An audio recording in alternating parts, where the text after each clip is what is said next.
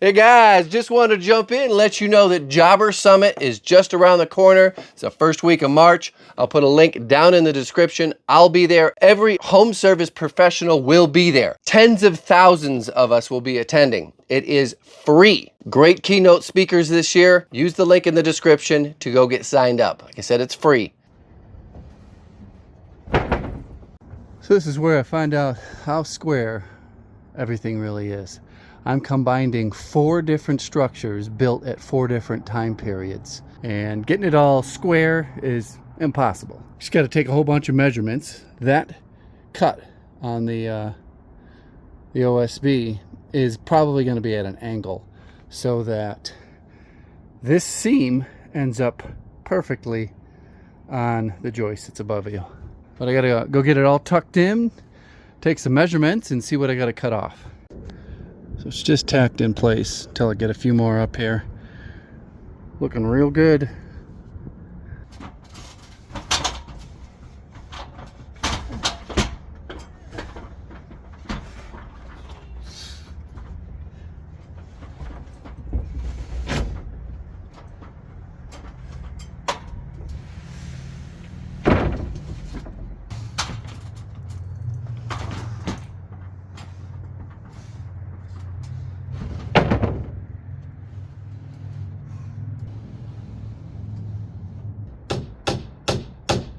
Just got to trim that gutter like 1 inch.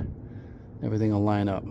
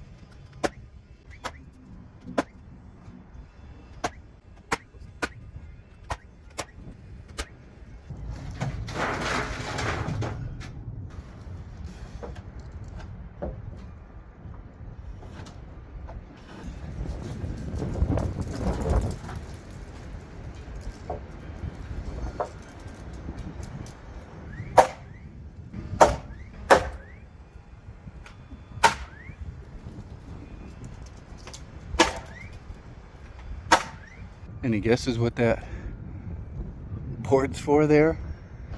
That's the part of the real project. This is just maybe 1/3 the cost of the entire project.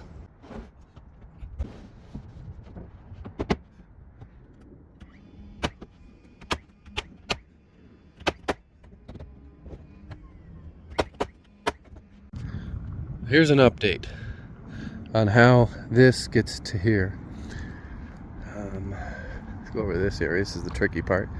Still got to remove this drip edge. I'll be putting replacement drip edge on there when I do this whole layer here at a different time. I got to cap that gutter off, got to cap the gutter off over at the other side. I got my ice and water actually laid out in the backyard, heating up and relaxing right now. Right now what I'm doing is I got to lift these up and clean out from underneath it. Pull out the nails that are poked through so they don't poke the ice and water. And I'm going to be kind of doing this backwards. Goes up underneath here. You're normally supposed to start from this end, but I'm going to start from this end.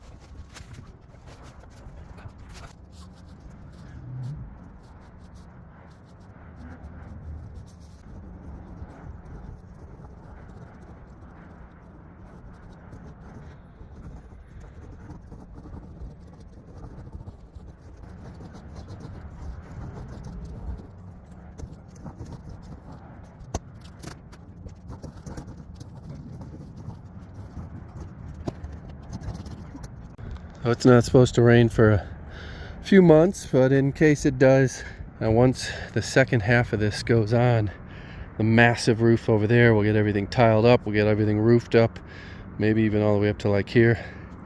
But for now, this is it.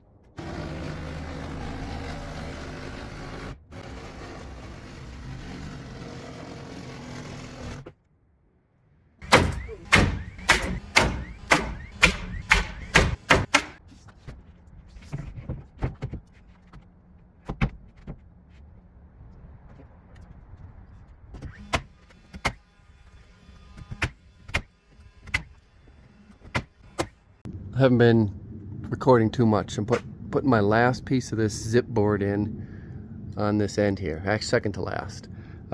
Just used 2x4s to frame this part up.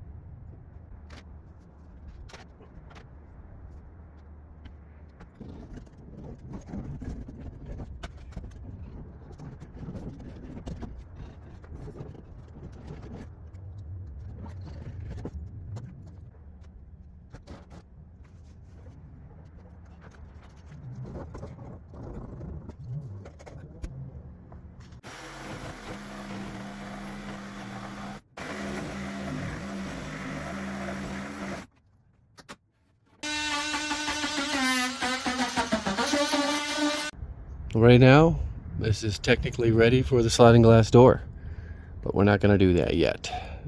Next, we just have to wait to the next video. Are you guys familiar with the zip system?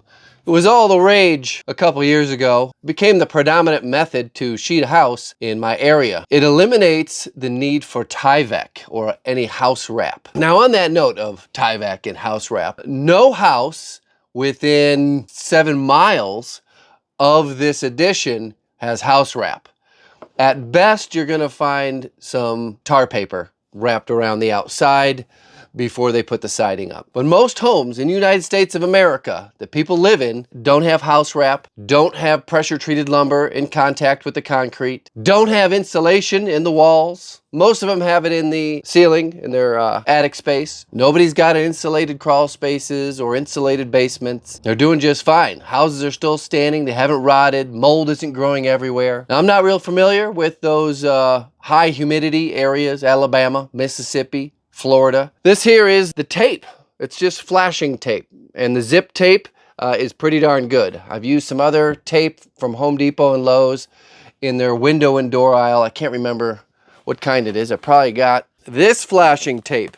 Is horrible. Protecto wrap. Does not stick, will not last. I should just throw this in the trash right now. I've got some other good stuff in here. Is this 3M flashing tape. 8067. This stuff is amazing to go around windows and doors. There weren't too many questions about what I did in the previous video, but there was a good one, a very good one, and it's a topic that I like talking about, and that is on these shed style additions and covered patios. How do you attach the rafters to the house side? If you have a 2-story house, most likely you're going to cut out the siding and you are going to lag a ledger board, hopefully to the rim joist that is for the second floor. That's not always possible. Your other option is to lag it to the studs of the exterior wall. I've done several 2-story houses, and that's how you do it. It's the same way you would do a 2nd-story deck, is you lag that ledger board to the house framing. What I do 90% of the time on a ranch style house is not this, because these rafter ends here, see, this would be the existing house and this would be the ledger board. When you lag in to the end grain of those rafters, it's just not very strong. So this would be your double 2x4 or 2x6 top plate. Your 2x6 rafter, or even your 2x8 rafter, doesn't go down far enough to get a good lag into the meat of the ledger board and into the top plate. So what I like to do is rest those rafters on the top plate, and that usually will give me enough fall for the roof rafters. Now if they don't, another method that I've used a few times in the past is you got to cut your new rafters at a sharp angle, and they go up and rest on top of the existing house rafters. Couple questions about what's going to happen next. Maybe those were answered in today's video, and if they're not, they will be answered in the next video. So you got to stay tuned and make sure you're subscribed. And if you haven't already, go sign up for the Jobber Summit. There'll be a link in the description. It's free. You don't have to have Jobber, but if you do have Jobber, you definitely should go there. It's a virtual online event. There's 2 keynote speakers that I am actually excited to hear this year. Last year's, well, we just leave that in the past. This year's keynote speakers have something to offer, so I'm excited about those. I'll be putting out a full handyman business breakdown of how to choose what expert speakers to listen to and how to navigate the Jobber Summit. That'll be out on the Handyman Business channel in a couple days. Thanks for watching. Goodbye.